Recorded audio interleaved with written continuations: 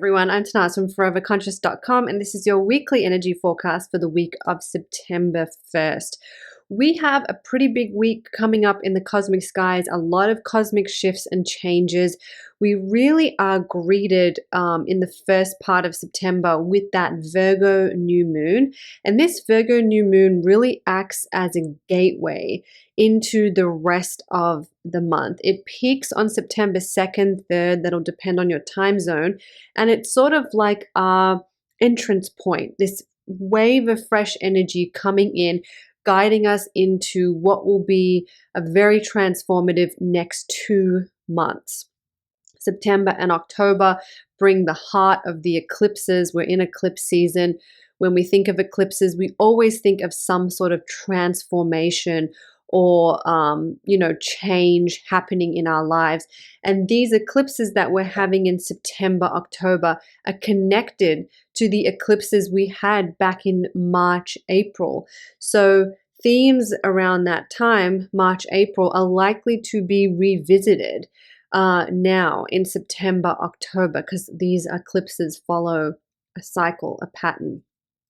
So this new moon, Virgo new moon, really opening us all to the incredible energies that September has.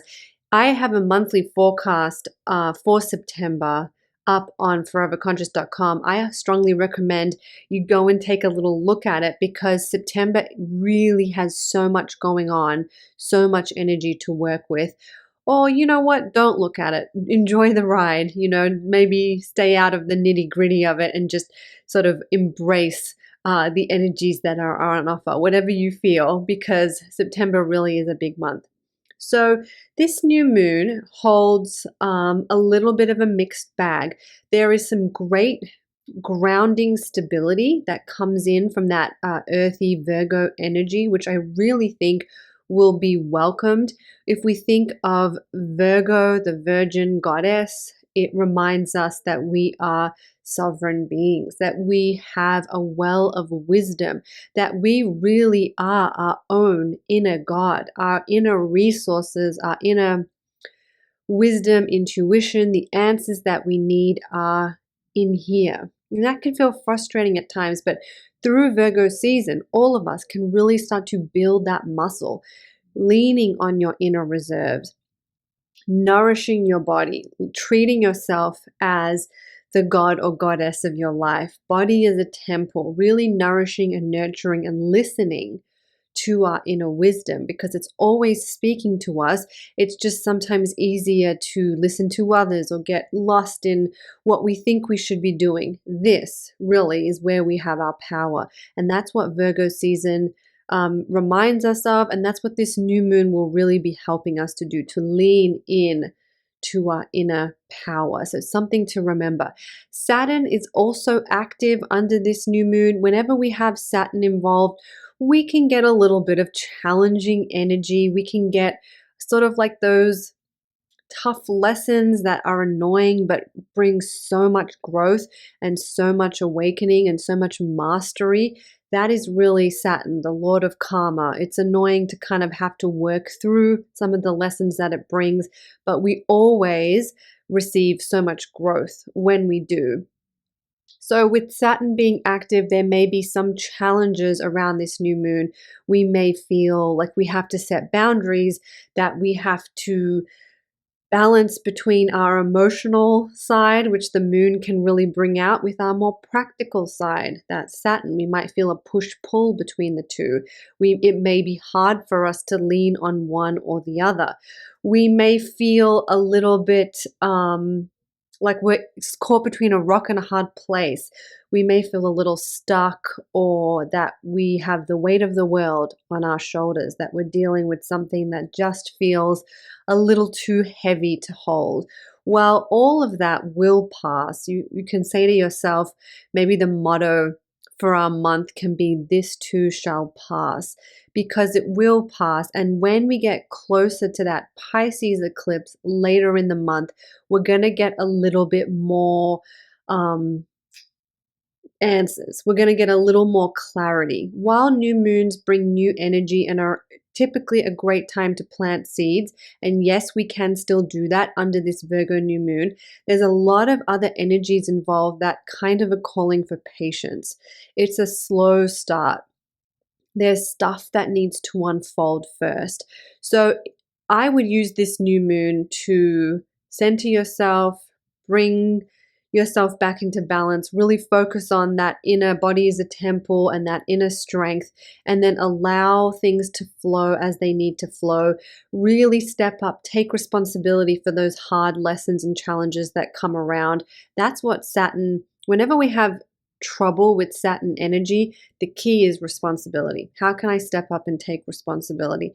How can okay, I've got this heavy weight. I'm going to hold it. I'm going to navigate it.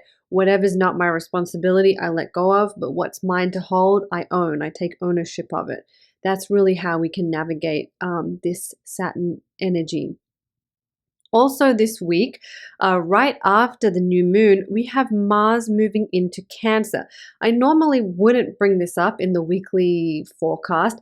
However, I'm going to because in a few weeks, next month, Mars is going to enter its shadow phase. It is going to go retrograde in December and will stay retrograde until February of next year.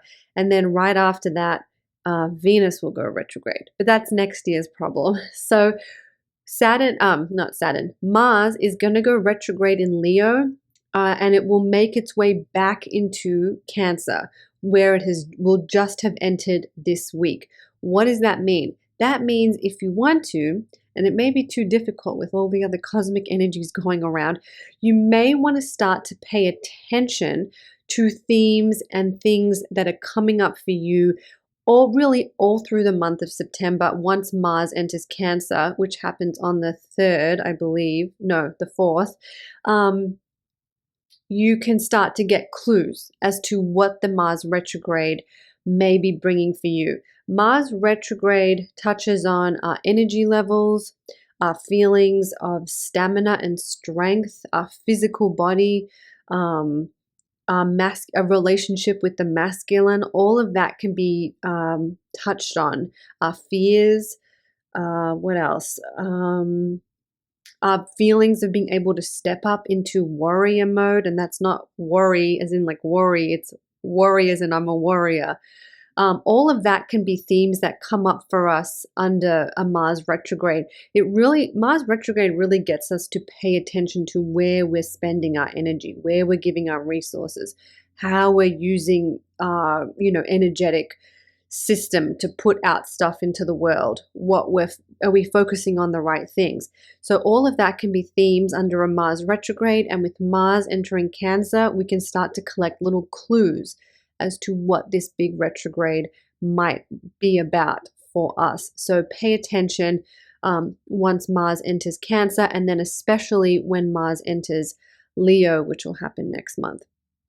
So as I kind of said, there are a lot of similarities between September and October. They're kind of working together, especially the first part of October. The second half of October has a little bit of a different vibe, but September and the first part of October, very, very similar energies. Okay, so I think I've given you a lot there, a lot to work in. Let's summarize it with a card. I'm going to pull a card from my deck, the Cosmic Astrology Oracle. You can get your own copy of this deck on Etsy if you're interested. I recommend getting it sooner rather than later because and if you're waiting for the holidays, as in Christmas, I'm probably guessing that I'm going to be sold out by then. So just a heads up.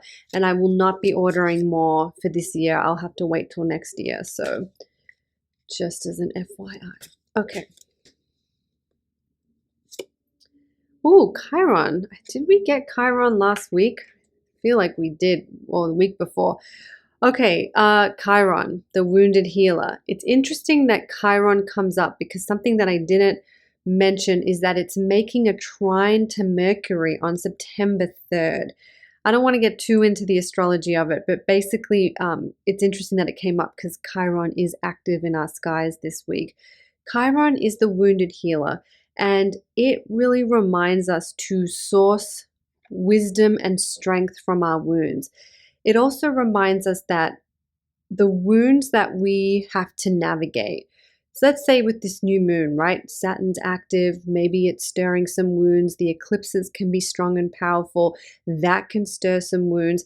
I think this card is telling us that whatever wounds we're collecting, eventually, in time, we're going to be able to find our strength from them. They are going to open us to new dimensions, new levels of understanding. They're going to put us on the path that we need to be on. So I'm going to read a little bit from this book. I'm going to kind of summarize because I feel like we just had this card recently. But Chiron was abandoned at birth and he was left to fend for himself. His wounds of abandonment and lack of love were the fuel that saw him rise into a wise healer, teacher, and psychic. So they say that if Chiron had never gone through that terrible childhood, the upbringing where he was abandoned, unwanted, he never would have found his gifts of being a healer. It was that wound that gave rise to his gifts as a healer, teacher, and psychic. And that helped him tap into his true potential. Chiron represents the deep wounds that we come into this life with and we inherit along the way. And maybe this month we're inheriting a couple of wounds. But these are the forever wounds that seem to etch themselves into the fabric of our being. Forever wounds, I would say, it's not every wound, but I would say there are some wounds that never really leave us. Being abandoned at birth, I think as much self-healing and self-work that we do, it's always going to be a part of us. The death of a loved one, as much healing and grief work as we do, it's always going to be a part of us. Many of you know I lost my little sister 7 years ago. It is still so much that wound a part of me and my life. It's never, and I've kind of had to accept it's never going to go away. I'm never going to feel okay with it, right? So that's examples of these forever wounds. And it's the forever wounds that really is what helps us to give rise to this new power, this new strength. Just like Chiron, we have the power to use our wounds as portals of healing, compassion, and wisdom. Chiron teaches us how to live with our wounds and channel them into gifts of healing, teaching, and intuition. This card indicates it's time for you to take the journey. Some wounds cut too deep to ever leave us, but their marks can lead us to step into a new purpose. So whatever you're moving through now, as difficult as it might be, remember that this is setting you up to step you into a new purpose. Doesn't make it easier, but it gives us some light at the end of the tunnel. This card calls for you to recognize your wounds and difficulties that you're going through this month. I'm adding that part. As a stepping stone to a higher chapter of your life. This card also inspires you to listen to your intuition and recognize your own healing gifts. Chiron is also known as the Rainbow Bridge, which is why in the artwork I included that rainbow there, because it's sort of like that bridge we walk from one state of consciousness to the next. And I think that absolutely perfectly sums up what we are doing in the month of September and even October. The way we start this month is at a different state of consciousness as to where we will end it. We are walking the rainbow bridge. Eclipses tend to bring that out between one state and the next. So enjoy the journey, enjoy the walk, look after yourselves. I'll see you all next week. I'm Tanaaz from foreverconscious.com. Oh, sorry, before I go, if you would like to do a ritual for this new moon, I have you covered. Go check out foreverconscious.com. There's a ritual to help not only navigate the new moon, but really all the energies throughout the first part of September in particular. So check that out. All right, I'm Tanaaz from foreverconscious.com. Thank you so much.